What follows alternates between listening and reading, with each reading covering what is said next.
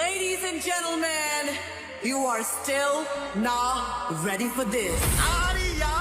ఒక సినిమా కేవలం వినోదాన్ని మాత్రమే కాకుండా ఒక దేశపు భద్రతా వ్యవస్థనే బణికించగలదా అంటే అవును అని నిరూపించిన సినిమానే ధురంధర్. రణవీర్ సింగ్ హీరోగా నటించిన ధురంధర్ మరియు ధురంధర్ 2 సినిమాలు కేవలం బాక్సాఫీస్ రికార్డులను మాత్రమే తిరగరాయటం లేదు, అవి సరిహద్దు అవతల ఉన్న పాకిస్తాన్కు కంటి మీద కునుకు లేకుండా చేస్తోంది. ఎందుకంటే సినిమాలో చూపించిన సన్నివేశాలకు ప్రస్తుతం పాకిస్తాన్ వీధుల్లో జరుగుతున్న పరిణామాలకు మధ్య ఉన్న పోలిక అలా ఉంది. మరి అసలు ఈ సినిమాలో చూపించిన రియల్ క్యారెక్టర్స్ ఎవరు? ఆదిత్య ధర్ ఈ సినిమాలో వాడిన రియల్ లైఫ్ రిఫరెన్సెస్ ఏంటి? ధురంధర్ సినిమాలో చూపించిన నిజాలేంటి అనే విషయాలను ఈ వీడియోలో మీకు డీటెయిల్గా చెప్పబోతున్నాను. సో వీడియోని ఎక్కడా స్కిప్ చేయకుండా చివరి వరకు చూడండి. దర్శకుడు ఆదిత్య ధర్ తన సినిమాల్లో పీక్ డీటెయిలింగ్కు పెట్టింది పేరు. అయితే ధురంధర్ 2 వచ్చాక ఆ డీటెయిలింగ్ చూసి అందరూ షాక్ అవుతున్నారు. సినిమాలో చూపించిన ఎన్నో సంఘటనలు నిజ జీవితంలో సరిగ్గా అలానే జరిగాయని వీడియో క్లిప్స్ కూడా బయటకొస్తున్నాయి. వీటిలో మొదటగా మనం సినిమాలో కనిపించే జావేద్ కనానీ క్యారెక్టర్ గురించి మాట్లాడుకుందాం. సినిమాలో చూపించిన ఫేక్ నోట్ సీక్వెన్స్ అచ్చం నిజ జీవితంలో జరిగిన సంఘటనే. ఈ పాత్రకు రియల్ లైఫ్ ఇన్స్పిరేషన్ జావేద్ కనానీ. ఇతనికి అల్తాఫ్ కనానీ అనే సోదరుడు కూడా ఉన్నాడు. వీరికి పాకిస్తాన్లో భారీ ఫారిన్ ఎక్స్చేంజ్ కంపెనీ ఉండేది. దీని ద్వారా పాప్లోని సంపన్నులు తమ బ్లాక్ మనీని విదేశీ బ్యాంకులకు అక్రమంగా తరలించేవారు. పాకిస్తాన్లో జరిగే మొత్తం మనీ ఎక్స్చేంజ్లో 40% వీళ్ల కంపెనీ నుంచే జరిగేదంటే వీరి పట్టు ఎలాంటిదో అర్థం చేసుకోవచ్చు. వీరు దావూద్ ఇబ్రహీం కంపెనీకి ప్రధాన ఫైనాన్షియల్ పైప్ లైన్గా ఉండేవారు. ఇక ధురంధర్ సినిమాలో జావేద్ ఎలాగైతే ఒక అండర్ కన్స్ట్రక్షన్ బిల్డింగ్ పైనుంచి పడి చనిపోతాడో నిజ జీవితంలో కూడా అదే విధంగా 2016 డిసెంబర్లో అలాగే చనిపోయాడు. ఇక అర్జున్ రాంపాల్ పోషించిన మేజర్ ఇక్బాల్ పాత్ర గురించి తెలిస్తే మీరు ఆశ్చర్యపోతారు. ఈ పాత్రకు మూలం ఇలియాస్ కాశ్మీరీ అనే క్రూరమైన మిలిటెంట్ కమాండర్. 2008 ముంబై దాడులతో ఇతనికి డైరెక్ట్ లింక్స్ ఉన్నాయి. మరియు 2000 సంవత్సరంలో జమ్మూ కాశ్మీర్లో జరిగిన నౌషేరా దాడులకు ఇతనే సూత్రధారి. అయితే ఈ ఇలియాస్ కాశ్మీరీ 2011లో జరిగిన అమెరికా వైమానిక దాడుల్లో హతమయ్యాడు. ఇక్కడ ఒక ఆసక్తికరమైన విషయం ఏమిటంటే అర్జున్ రాంపాల్ ఈ పాత్ర చేయడానికి ఒక వ్యక్తిగత కారణం కూడా ఉంది. 2008 నవంబర్ 26న అర్జున్ రాంపాల్ తన పుట్టినరోజు వేడుకల కోసం తాజ్ హోటల్కు వెళ్లాల్సి ఉంది. కానీ తన ఫ్రెండ్ లేట్ అవ్వడం వల్ల అతను ప్రాణాలతో బయటపడ్డాడు.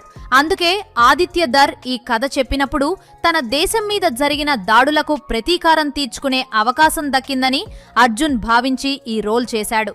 ఇక సినిమాలో జహూర్ మిస్త్రీ అనే పాత్ర ఉంటుంది. ఇతను 1999 ఫ్లైట్ హైజాక్ సంఘటనలో రూపిన్ కత్యాల్ అనే ప్రయాణికుడిని చంపిన ఉగ్రవాది. అతను ఆ తర్వాత కరాచీలో జాహిద్ అకూన్గా పేరు మార్చుకుని ఒక ఫర్నిచర్ షాప్ నడుపుతుండేవాడు. సినిమాలో చూపించినట్లుగానే నిజ జీవితంలో కూడా బైక్ మీద వచ్చిన ముసుగు దొంగలు అతన్ని తన షాప్లోనే కాల్చి చంపారు. అలాగే సంజయ్ దత్ పోషించిన ఎస్పీ అస్లాం ఖాన్ పాత్ర కూడా అచ్చం రియల్ లైఫ్ నుండే తీసుకున్నారు. అస్లాం ఖాన్ 1980లో సింధు పోలీస్గా జాయిన్ అయి లియరీలోని గ్యాంగ్స్ ను అంతం చేశాడు. ఇక నిజ జీవితంలో కూడా అస్లాం ఖాన్ సంజయ్ దత్ కి పెద్ద ఫ్యానట. అందుకే దర్శకుడు ఆ పాత్రకు సంజయ్ దత్ను ఎంపిక చేశారు. అయితే ఈ పాత్రను సినిమాలో నెగటివ్గా చూపించారని అస్లాం ఖాన్ భార్య అభ్యంతరం వ్యక్తం చేయడం ఇప్పుడు చర్చనీయాంశంగా మారింది. ఇక ధురంధర్ సినిమాలోని పాత్రలే కాదు, అక్కడ చూపించిన రాజకీయాలు కూడా చాలా లోతైనవి. ముఖ్యంగా ఉజైర్ బలోచ్ క్యారెక్టర్ గురించి మాట్లాడుకుంటే అతను లియరీ గ్యాంగ్స్లో మెయిన్ పర్సన్. తన తండ్రిని చంపిన గ్యాంగ్ పై ప్రతీకారం కోసం నేర సామ్రాజ్యంలోకి అడుగుపెట్టిన ఉజైర్ చివరకు దుబాయ్లో అరెస్ట్ అయి పాకిస్తాన్ ఆర్మీకి చిక్కాడు. అతను విదేశీ ఏజెంట్గా పనిచేస్తున్నాడనే ఆరోపణలతో ప్రస్తుతం పాక్ జైల్లో ఉన్నాడు. అలాగే సినిమాలో కనిపించే అతీఫ్ అహ్మద్ పాత్ర యూపీ రాజకీయ నాయకుడు అతీక్ అహ్మద్కు అద్దం పడుతుంది. ఇతనిపై 160కి పైగా కేసులు ఉండేవని, 1000 కోట్ల అక్రమ ఆస్తులు ఉండేవని పోలీసులు చెబుతుంటారు. జైల్లో ఉన్న అతీక్ అహ్మద్ను మెడికల్ చెకప్ కోసం తీసుకెళ్తున్నప్పుడు మీడియా ముందే కాల్చి చంపిన సీక్వెన్స్ను సినిమాలో అద్భుతంగా రిక్రియేట్ చేశారు.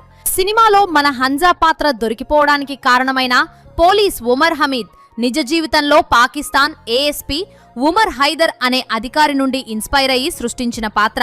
హంజా క్యారెక్టర్లో రణవీర్ సింగ్ నటించిన తీరు మరియు ఆ పాత్ర వెనుక ఉన్న అన్నోన్ గన్మన్ స్టోరీ ఇప్పుడు పాకిస్తాన్లో ప్రకంపనలు సృష్టిస్తోంది.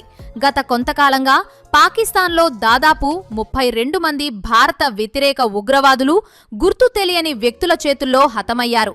ఈ హత్యలన్నీ ఒకే ప్యాటర్న్లో ఉండడం, ఎలాంటి ఆధారాలు దొరకకపోవడంతో ప్రపంచమంతా వీరిని అన్నోన్ గన్మన్ అని పిలుస్తోంది. ఇక సినిమాలో దావూద్ ఇబ్రహీంకు స్లో పాయిజన్ ఇచ్చి మంచాన పడేలా చేయడం చూపించారు. నిజ జీవితంలో కూడా 2023లో దావూద్ మీద విషప్రయోగం జరిగిందని వార్తలు వచ్చాయి. కానీ దీనిపై ఇప్పటికీ అఫీషియల్ కన్ఫర్మేషన్ లేదు. ఇక ఈ సినిమాలో చూపించిన లేరీ టౌన్ హిస్టరీ మరియు రాజకీయాలు చాలా ఆసక్తికరంగా ఉంటాయి. కరాచీ పోర్ట్ నిర్మాణ సమయంలో చాలా మంది గుజరాతీలు అక్కడికి వలస వెళ్లారు. లేరీ గుండా ఒక నది ప్రవహించడం వల్ల అక్కడ స్మగ్లింగ్ చేయడం చాలా సులభం. రాజకీయ నాయకులకు డబ్బులు కావాలన్నా, గ్యాంగ్ సపోర్ట్ కావాలన్నా లేరీనే ఆధారం. అందుకే పాకిస్తాన్ పీపుల్స్ పార్టీ మరియు ముస్లిం మూవ్మెంట్ పార్టీలు అక్కడ గ్యాంగ్స్టర్లను తమ ప్రయోజనాల కోసం వాడుకుంటూ ఉంటాయి. అలాగే సినిమాలో చూపించిన బలోచిస్తాన్ సమస్య కూడా వాస్తవానికి దగ్గరగా ఉంది. పాకిస్తాన్లో ఏరియా పరంగా 42% ఉన్న బలోచిస్తాన్లో అపారమైన ఖనిజ సంపద ఉన్నా అక్కడ ప్రజలకు మాత్రం కనీస సౌకర్యాలు లేవు. అందుకే వారు ప్రత్యేక దేశం కోసం పోరాడుతున్నారు. సినిమాలో ఇజ్రాయిల్ మరియు ఇండియా మధ్య ఉన్న ఫ్రెండ్షిప్ను కూడా ఆదిత్యధర్ చాలా తెలివిగా చూపించారు. క్లైమాక్స్లో పాకిస్తాన్ రహస్య సమాచారాన్ని ఇజ్రాయిల్ ద్వారా సంపాదించినట్లు చూపించిన సీన్ గతంలో నిజంగా జరిగిన కొన్ని సంఘటనలకు రిఫరెన్స్ అని విశ్లేషకులు చెబుతున్నారు. మాధవన్ పోషించిన అజయ్ సానియల్ పాత్ర మన జాతీయ భద్రతా సలహాదారు అజిత్ దోవల్ గారికి నివాళి. అజిత్ దోవల్ గారు 7 ఏళ్ల పాటు పాకిస్తాన్ వీధుల్లో భిక్షగాడి వేషంలో ఉండి ఇన్ఫర్మేషన్ సేకరించారని, ఆపరేషన్ బ్లూ స్టార్ మరియు సిక్కిం విలీనంలో ఆయన పాత్ర ఎంతో ఉందని మనందరికీ తెలుసు. ఇక సినిమా వెనుక ఉన్న కష్టం గురించి మాట్లాడుకుంటే రణవీర్ సింగ్ ఈ సినిమా కోసం తన రక్తాన్ని, చెమటను ధారపోశాడు. ముఖ్యంగా అండర్ వాటర్ సీక్వెన్స్ కోసం 40 సెకండ్ల పాటు శ్వాస తీసుకోకుండా ఉండడం మరియు ఆ ట్యాంకర్ పేలుడు సీన్లను రియల్గా షూట్ చేయడం ఆ చిత్ర బృందం అంకిత భావానికి నిదర్శనం. అలాగే సినిమాలో ఆలంగా నటించిన గౌరవ గేరా నిజ జీవితంలో తన 28 ఏళ్ల సుదీర్ఘ పోరాటం తర్వాత ఇలాంటి ఒక అద్భుతమైన పాత్రను దక్కించుకోవడం చాలా మందికి స్ఫూర్తినిస్తుంది.